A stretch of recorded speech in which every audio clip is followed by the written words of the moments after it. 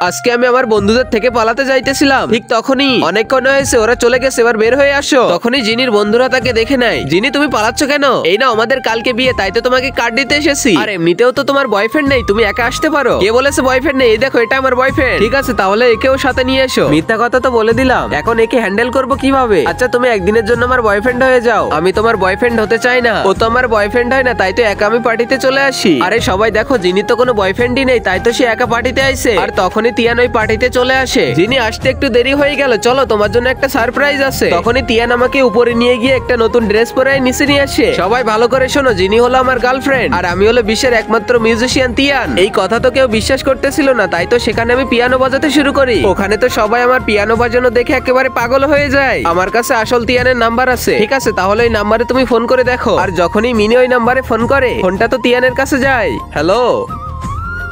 আর আগে মহান আল্লাহকে তুমি ভালোবাসলে লাইক এন্ড সাবস্ক্রাইব করে দাও। আর পার্ট 2 দেখতে চাইলে অবশ্যই কমেন্টে পার্ট 2 লিখো।